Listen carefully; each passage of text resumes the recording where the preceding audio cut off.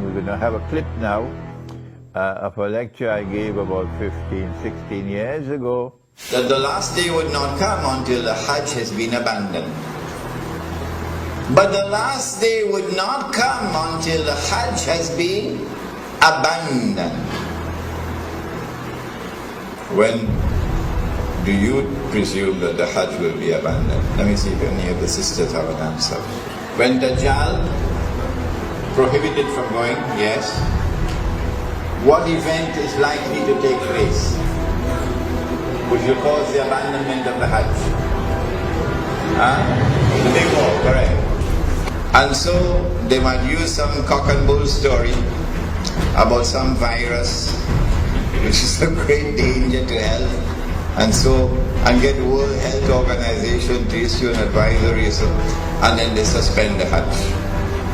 Attack on the US dollar, and it collapses, and all the paper money in the world collapse, and the US economy collapses, and then Israel replaces the United States as the ruling state in the world. لَتُحَجَّنَّ الْبَيْتِ لَيُحَجَّنَّ الْبَيْتِ وَلَيُؤْتَمَرَنَّ. The people will continue to make the Hajj to the house of Allah, and people will continue to perform the Umrah to the house of Allah, the Kaaba. بَعْدَ خُرُوجِ يَأْجُوجَ وَمَأْجُوجَ. Even after Gog and Magog have been released. And then the hadith goes on to say, لَا تَقُومُ السَّاعَةُ حَتَّى لَا يُحَجَّ. That the last day would not come until the Hajj has been abandoned. This hadith is in Sahih Bukhari. Let me repeat it. People will continue to perform the Hajj and the Umrah even after the release of Gog and Magog.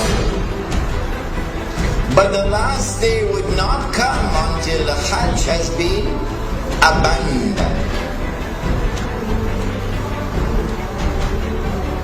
And so when that day comes that the Hajj is abandoned, it will confirm that Gog and Magog were released long ago. Are you following me? Well, I am anticipating that the abandonment of the Hajj will take place. Alright, let me ask you, when? When do you presume that the Hajj will be abandoned? Let me see if any of the sisters have an answer. Good to hear you now.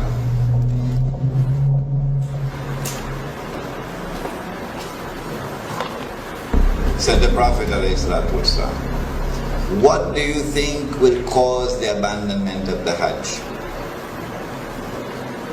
My wife could also answer the question. Yes? When Dajjal rules. Alright, anybody else? I like that answer. Anybody else? If they are blocked from the Prohibited from going, yes. What event is likely to take place which will cause the abandonment of the Hajj? The big war, correct.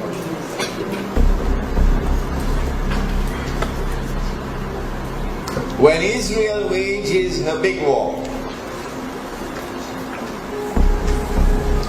which will witness the dramatic territorial expansion of the state, and then a concomitant means taking place at the same time, a concomitant attack on the US dollar, and it collapses, and all the paper money in the world collapse, and the US economy collapses, and then Israel replaces the United States as the ruling state in the world. That big war is likely to inflame the passions of the Muslims around the world to such a fever pitch that the Saudi government cannot allow the Hajj to take place, because such a Hajj would likely threaten the foundations of the Saudi state. And so they might use some cock and bull story about some virus which is a great danger to health, and get World Health Organization to issue an advisory, and then they suspend the Hajj. And then the next year they continue the suspension until eventually the Hajj is abandoned. And so this Bismillahir Rahmanir Rahim. Bismillahi awwaluhu wa akhiru. I gave this lecture, I think it was about 2004 perhaps, at the Jama Masjid in San Fernando. It was a series of lectures on Surah Al-Kahf. And in that series of lectures there is this clip on Gog and Magog and the Hajj. And I said in that clip that there might be some virus which would come, and it will be used as the excuse to try to first suspend the Hajj, not abandon. And after suspension, another year, another suspension, and then a following suspension. Only when there has been no Hajj for several years, then we are entitled to now declare the Hajj has been abandoned. But now let me share with you the analysis, pick up from where I was talking 15. And notice I was a younger man in those days. I've become older now. Let me pick up from where I left off 15 years or 16 years ago, namely the timeline. This is my opinion. And you must not accept my opinion unless you are convinced that it is correct. This is my respect for your rational faculty. I said 15 years ago that there is a great war which is coming. The Christian eschatology, the Jewish eschatology calls it Armageddon. And our Prophet, Allah's blessings be upon him, called it the Malham. And we have information about that war that they don't have. We know, for example, that 99% of those who fight in that war would be killed, and therefore this cannot be conventional warfare. This has to be warfare using weapons of mass destruction. Now then, that war is going to bring about the passage, in our opinion, the passage from Pax Americana to Pax Judaica, and this will inflame passions in the world of Islam against the Saudi leadership which betrayed Islam. Betrayed. They are agents of Gog and Magog, they are agents of the Judeo-Christian Zionist Alliance. Those are the people who rule in Saudi Arabia. And so the Saudi regime is going to be placed in a very dangerous situation after the Great War. Any Hajj which takes place after that could bring about the collapse of the Saudi regime. And so this is my analysis. That is, that they will have to take steps to suspend the Hajj and eventually get it abandoned before that Great War. The Great War has not as yet taken place. And so here is my timeline. My timeline is that yes, our Prophet spoke about Jerusalem being center stage, and then he said about Medina being in forlorn desolation. This is already in place. And then he said the next thing will be the Great War.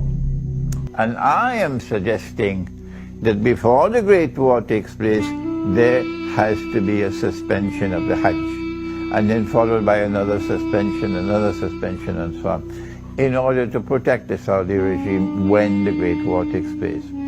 After the Great War takes place, the next event would be the conquest of Constantinople. And then after that, the next event would be the Khuruj of Dajjal. And only after the Khuruj of Dajjal would you have Imam al-Mahdi, the emergence of Imam al-Mahdi alayhi salam, and the return of Nabi Isa alayhi salam.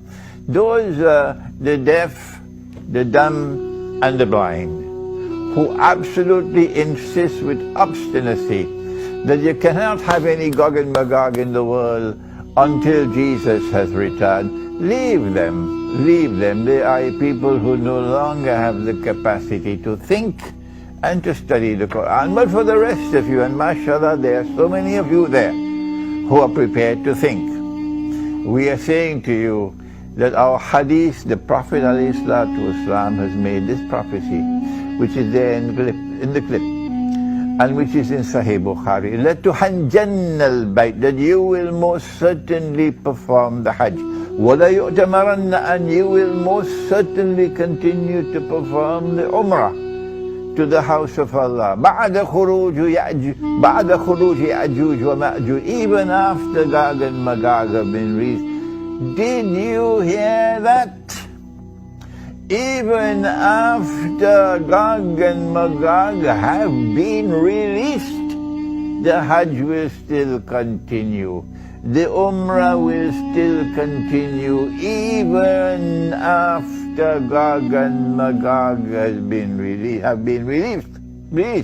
لا تقوم الساعة حتى لا يحج. Then the hadith continues to say that the last hour will not come until the Hajj no longer takes place. The Hajj no longer takes place. A suspension of the Hajj for 1 year does not qualify as fulfillment of this hadith. So yes, there may have been suspensions of the Hajj in the past. Why waste our time with that? We're not concerned with that. He said, لا تقوم الساعة حتى لا يحج. He is talking about when the Hajj no longer takes place. Let us ask the schoolboys, give us a break. We are people who think. They cannot think. They've lost the capacity for thinking. So when the Hajj no longer takes place, no more Hajj, then you can no longer say that Gog and Magog have not as yet been released. No, you'll be very wrong. It will not be possible for you to say, no, Hajj, Gog and Magog can only come after Nabi Isa alayhi salam returns. You have betrayed the Quran. You have refused to study the Quran, and now you pay the price for that betrayal. This is the importance of that clip of 15 or 16 years ago. Now then we turn to another subject, and give me a little chance.